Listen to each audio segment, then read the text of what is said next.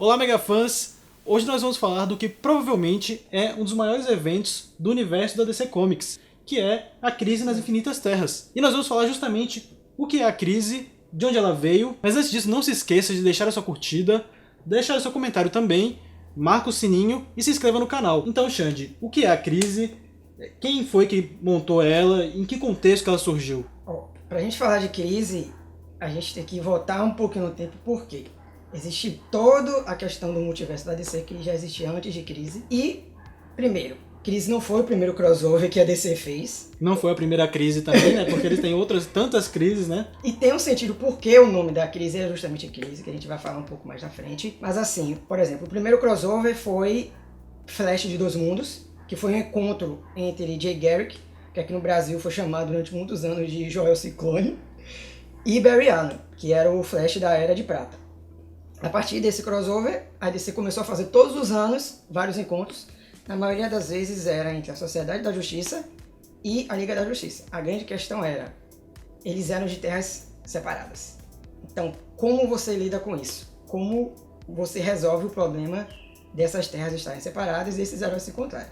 À medida que os anos foram passando, a DC começou a comprar outras editoras, começou a surgir novos heróis, e à medida que um roteirista criava um herói novo, a DC jogava ele para outra terra. Resumindo, foram criando-se terras atrás de terras. E virou uma sopa, né? Porque você tinha heróis de todos os tipos possíveis, em todas as linhas temporais, em várias terras que nem tinham nome às vezes, e eles chegaram num ponto que eles não tinham mais como seguir daquilo de um jeito natural, e até ficava difícil de vender, né? Porque quem queria começar a ler ia chegar, ver, meu Deus, tem tantos Flash, tem tantos Batman, o que eu faço? E não só isso, porque assim, antigamente não tinha internet. A gente não tinha como saber o que era a linha principal e o que não era. E você tinha que ir lá e comprar o quadrinho. Imagina você ter que comprar tudo isso e ficar... Será que esse aqui é a continuação do que eu tô lendo mesmo?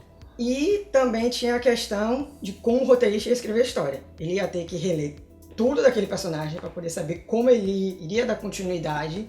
E também, se alguma coisa saísse errado, já foi. Iam criar uma outra terra em cima disso.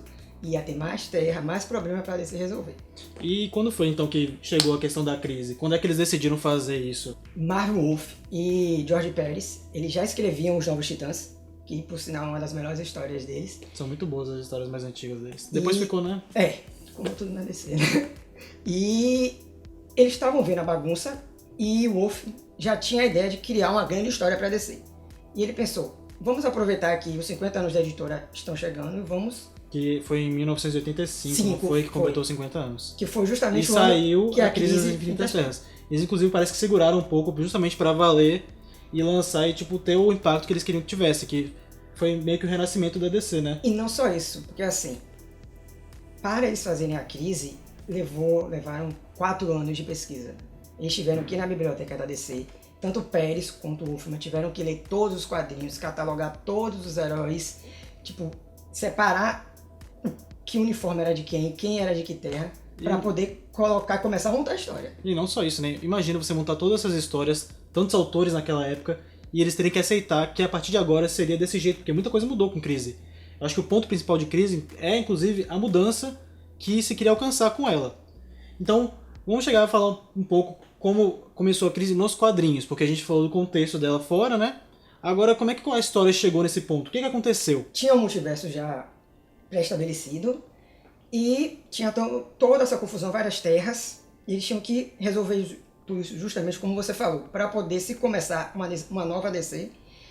E a história é basicamente a seguinte: existia um ser chamado Anti-Monitor, ele vivia até esse momento preso no universo da antimatéria, porém um outro personagem inédito, que era o Pária, ele era um cientista, ele começou a desenvolver experimentos com a antimatéria, e graças a ele o Anti-Monitor conseguiu fugir da prisão e começou a consumir essas terras. E o Pária acabou criando uma maldição em volta dele, que todo o universo, toda a Terra que seria destruída pelo Anti-Monitor, ele aparecia minutos antes da Terra ser destruída. Ele não poderia interferir na destruição dessa Terra, ele apenas observava.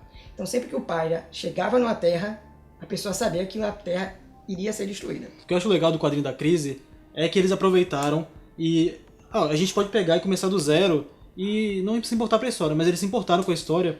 E o legal do quadrinho é que eles seguem uma historinha. Um dos personagens principais é o Pária, como você falou, a gente segue o ponto de vista dele em alguns pontos, assim, enquanto a gente acompanha os heróis que, por exemplo, o Superman da Terra 1, ele é mais como um personagem secundário em várias partes da história. O Flash, ele tá ali mais como um cameo quase, enquanto você tem personagens principais, que são o Pária, Um anti-monitor. nós temos o Anti-Monitor, nós temos também o Monitor, que é o lado positivo da matéria do Anti-Monitor, e você pode também procurar saber mais sobre ele. Ele é uma bíblia, né, pra ler, mas vale a pena. Essa edição eu acho que tem 450 páginas. Essa parte da criação do monitor e anti-monitor é legal, ele vem mais pra frente, no começo inclusive aparece o monitor primeiro, você fica sem entender direito quem é ele, você entende que ele é uma entidade cósmica, que ele tem um controle assim, mas você não entende direito o que ele é. Você consegue perceber que ele tá juntando os heróis pra poder combater essa ameaça que tá destruindo os mundos, destruindo os universos, né, porque logo no início a história já começa com a Terra 3, eu acho, já Terra 3, desaparecendo. exatamente. Aí o monitor ele começa a pegar heróis de vários pontos do multiverso, juntando, e que por sinal são heróis bem aleatórios. É isso, você esperaria que ele juntaria a Liga da Justiça, né, todos os caras mais imponentes. Por sinal, a Percussora, ela até brinca com essa questão. Ela fala, por que você não chama o Batman, a Mulher Maravilha? Falando na Percussora, inclusive, ela é meio que a personagem principal de Crise. Eu, pelo menos, eu sinto isso, porque logo no começo, ela é ajudante do Monitor, é ela que é enviada para pegar e trazer os heróis para o Monitor, e ela é corrompida no meio do caminho pelo Anti-Monitor, e inclusive depois ela, spoiler, ela mata o Monitor. Isso na história, tudo tem sentido, mas é legal você ver esse arco dela, é legal você ver que depois que o Monitor não tá mais lá, ela toma um papel muito importante, e inclusive acho que sem ela não dava nada. A Crise não andava. Porque o Monitor, eu acho que ele fica mais como um papel secundário depois, assim, ficou do passado, ele não teve tanta participação, porque é difícil trabalhar com entidade cósmica, né? Você botar várias entidades cósmicas ao mesmo tempo, meio que deixa a história um pouco... E assim, o interessante de Crise é porque quando a gente fala em personagem principal, a Crise é o próprio personagem principal. Esses personagens como o Monitor, o Anti-Monitor, a Precursora e o Pária, eles servem mais como um ponto de vista do leitor. Exatamente. Para a Crise, porque, por exemplo, nós temos um evento cósmico, nós temos pouca participação da tropa dos Lanterna Verde. Hal Jordan não aparece na Crise. Eles são quase uma menção, exatamente, não tem Hal Jordan. Você tem John Stewart lá no começo, e vários dos heróis que você esperaria ver não estão lá. Mas ainda assim, eles trabalham muito bem. Eu gosto muito da participação dos dois Supermans que estão lá, que é o da Terra 1 e da Terra 2. Eles têm papéis muito importantes. E assim como o Flash também tem.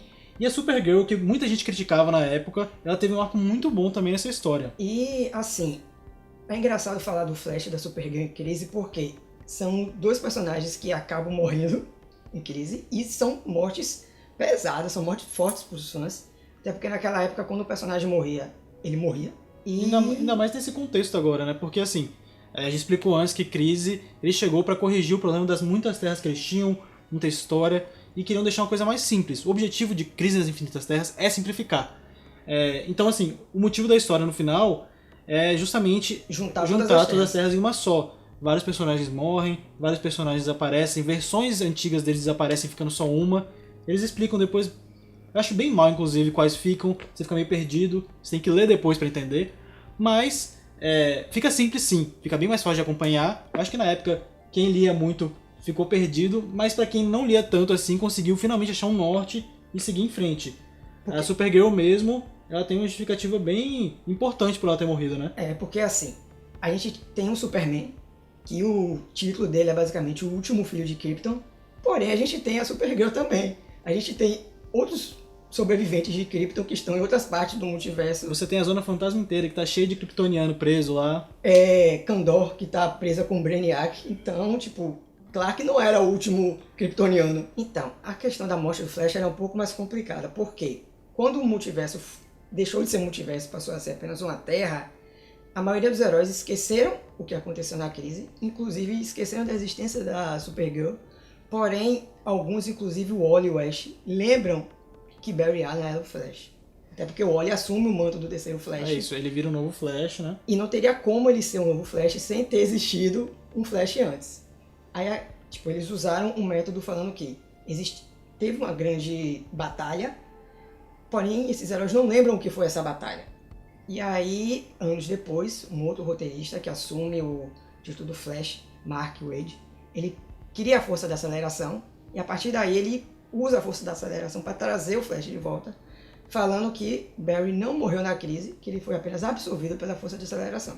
Isso que é o lado bom de ser um velocista no universo da DC, né? Você nunca morre de verdade. Na verdade, heróis nunca morrem, mas velocistas não morrem mais ainda. E o mais engraçado dessa história toda é porque Barry aparece em 2 momentos chaves na crise. Ele aparece no começo e no final. Aí depois você vai descobrir que no começo e no final ele tá morto e ele morre no meio da crise. Eles até tentaram fazer isso um pouco em Liga da Justiça no filme, né? Ele chega avisando lá, não, que tá vindo e tal. Meio com uma homenagenzinha à crise. E agora nas séries, né, da CW, que estão aí com força total fazendo Crise das Infinitas Terras. Inclusive o próximo vídeo que a gente vai fazer vai ser sobre isso. E é isso aí, galera. Não se esqueça de deixar o seu like, se inscrever no canal, marcar o sininho da notificação. E nos vemos no próximo vídeo. E desperte o herói que é em você.